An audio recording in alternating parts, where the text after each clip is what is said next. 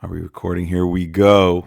Happy 2025, breaking in the new year with some Line and Zion coming at you from southern Israel, giving you the latest, or should I say happy 5785, Jewish calendar style. You can go both ways in this podcast. So I wanted to come at you, talk about what has been the learning curve in 2024. What did we come up with? What did we come out with? And obviously past is prologue. We want to come at 2025 guns blazing, both literally and figuratively. And it's time for us to make some introspection. I think Israel, one of the things it's totally lacked, which like America totally had, was like 250 years as colonies, trying to figure out what they were about, living habitually on the land, normalizing some customs and norms to come together to create some free representative government. That was the precursor to the Constitution. Israel did not have such a situation. We came from all four corners of the world in total millennial trauma, typified in a Holocaust that tertiated us. With our fingernails, we got to that land. There was always Jews, basically. I remember there was always Jews on the land. But we came overwhelming numbers between 1870 and 1945. So we came with a lot of trauma. And then you had a situation where we had to fight war after war after war after war. So we never really had an ability to introspect. We had no ability to sit there in peace and figure out what's the best social compact for us to moving forward. We are running with an ad hoc government from 1948. I mean, like just the statistics, we have 120 Knesset members, even though Israel from 1948 and Redux 75 years later, 76 years later, we have like, I don't even know, like 10x the population, but still the same number of representatives. So, just a little drip of what we're talking about, right? So it's really important to take this time from an Israeli culture to understand what's happened, where we're going. So I'll just cover a few main topics that I found to be worthy of consideration. First off, I think Israelis woke up from a slumber in 10/7. I mean, this is clear, seeing 2024 play out, what it is actually that Israel is facing and what Israelis finally realize right now. There was a security conception, you could call it diplomatic conception, where we basically retreated, whether it was in Sinai, whether it was in the Lebanon, whether it was, providing rights to Jordan, whether it's the Y River agreements, Oslo Accords, disengagement, where we're trading real, actual assets for the perception of peace, which was guaranteed by American largesse and security guarantees. So this was the idea that's been the operating procedure since the mid 70s. I would say late 70s, let's say. And I think that Israelis woke up that this is just not an equation or formula that's going to actually translate into anything of a real security or enduring security. I think all it is stability, a fragile stability at best, specifically when you're dealing with, Iranian proxies and Palestinian irredentism. I think that these kinds of formulas just don't work. You're facing an enemy that it's a genocidal hatred. And this is where what we've learned over the year. This is not a territorial conflict, though the enemy likes to garb itself and camouflage itself in that garb because that's what plays in the West. The colonial, the resistance, this kind of language. But this is actually just a religious war. This is jihad against Israeli Jewish sovereignty. And I think the vast majority of Israelis have woken up to this idea that, signing pieces of paper that gives you $1 billion a year from America and supposedly, security guarantees that, depending on which administration's in power, will either slow walk or threaten to curtail unless you walk the line. And at the same time, you've given up sovereignty, which is basically being filled by the worst actors, the jihadi, anti-Semitic, Iranian-inspired aggression. And so I think Israelis understand this formula is no longer working. The two-state solution, as far as it's been understood today as two states west of the Jordan River, is just not going to work. And I think the vast majority of Israelis understand that. I think that you're dealing with also the problem of the old generation versus the new generation. You see that perfect with the national security establishment, with these ex-generals that get on camera and they say the wildest, craziest shit because they see a country that's not the same as when they grew up. You know, this secular, sort of socialist, westernized society, whereas the new generation, they're more traditional in the Jewish roots, Hebraic civilizational roots of itself. They're not as interested in the kibbutz as much as in the free market, and they're less willing to play the normalization game, more willing to be a unique country that may have unique solutions for unique problems. And I think that there's a divide there between the old guard and the new generation that's emerging. What's really cool is, and what I mean cool is that this TikTok generation that everybody thought was soft actually turned out in Israel to be warriors, like real warriors that ran into the fire and were willing to do what was necessary to defend their people and their homes and their families. And it's quite remarkable to see. They are the tip of the spear. They're going to be the new leadership that's going to be emerging in the next decade. It's exciting to see the sort of shedding of a sort of exilic Jewish mentality in its elites to a more homegrown, more acclimated to actually the Middle East and what's going on here and the ethnic traditional roots of its culture and society. It's going to be exciting to see. So I think that that's something that we've seen in 2024. Sadly, one of the things we did see is still seeing this legal fraternity, this cadre of elites in the legal establishment that are still very much in power, becoming more and more brazen as the democracy speaks out that they want to be curtailed. The nullification of laws that have been passed, in contravention of the judiciary's own understanding of what a basic law is.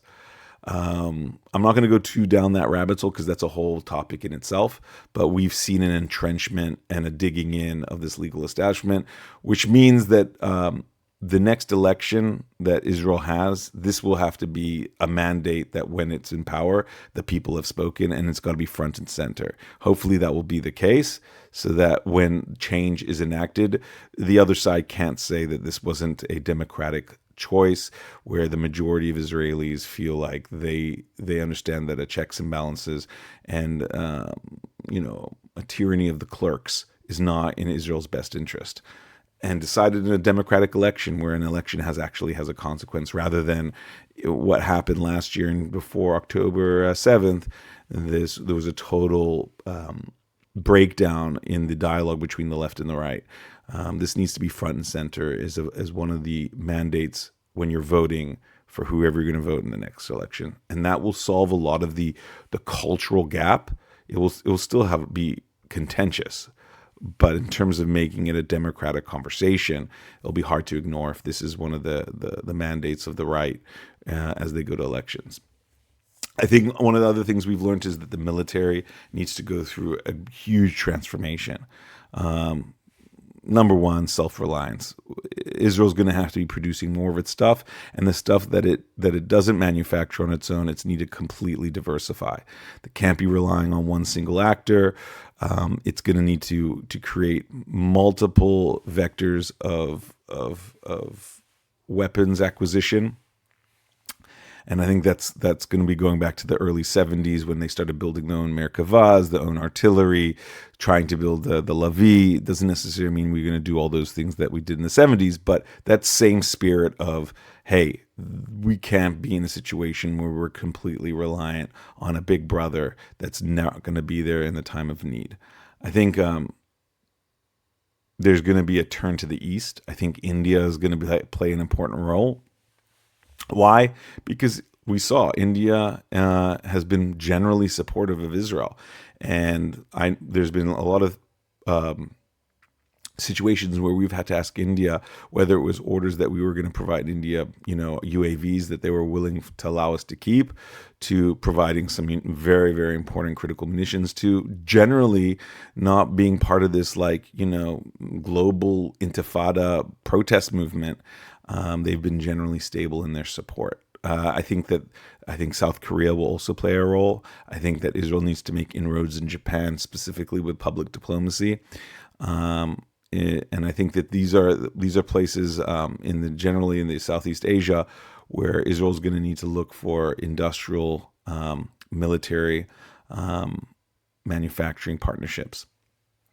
I think beyond that, we're going back to a pre-67 where borders matter. We already start seeing that. Katz put 5 new reserve brigades, and starting to put a general more emphasis on ground troops.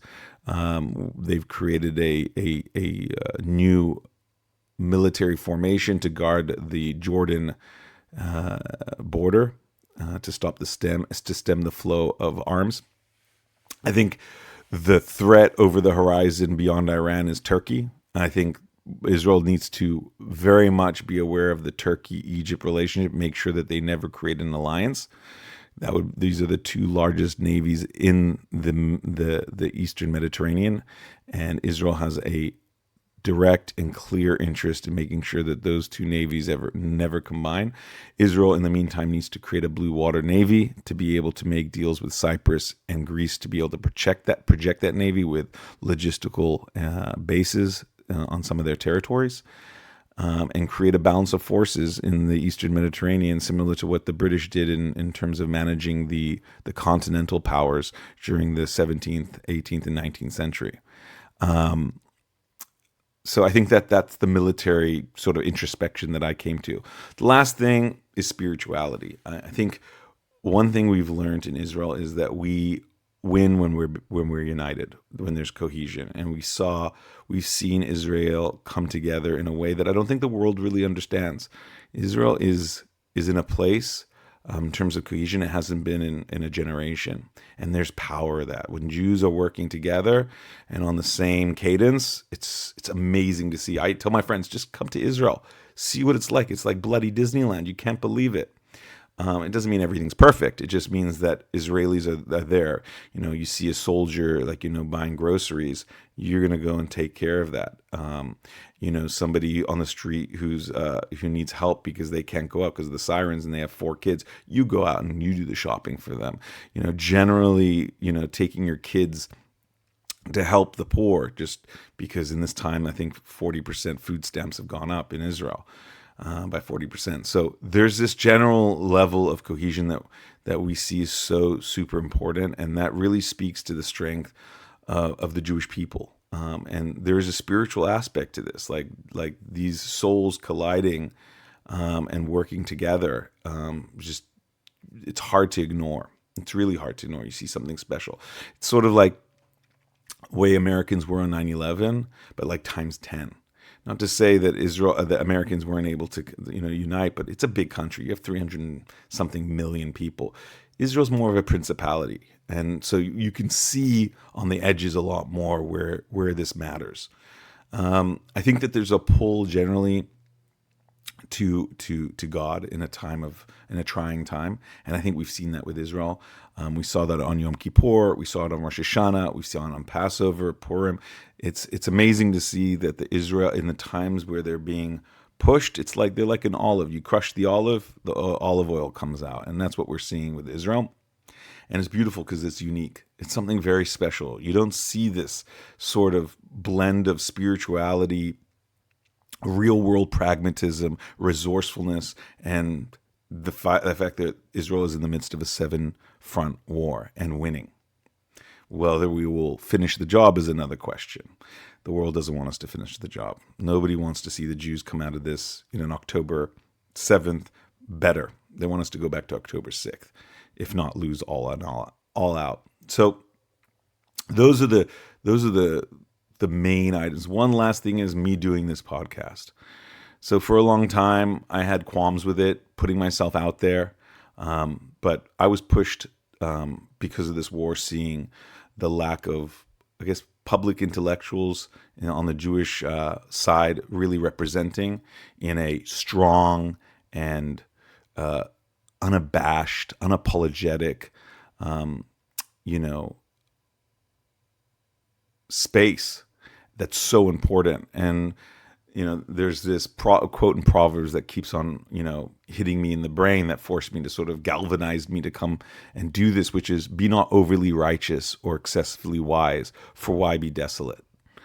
And my supposed humbleness to not want to put myself out there, at what cost? Don't be overly wise. Don't be excessively wise. Don't be overly righteous. Do what you have in your heart and go for it to try to help your people. And that's your motivation. It's not you. It's that you feel like you can help your people. So that's why I'm here. And I'm actually enjoying it now. So yeah, more to come. Anyways, have a great year. Wishing you the best. Am Yisrael Chai.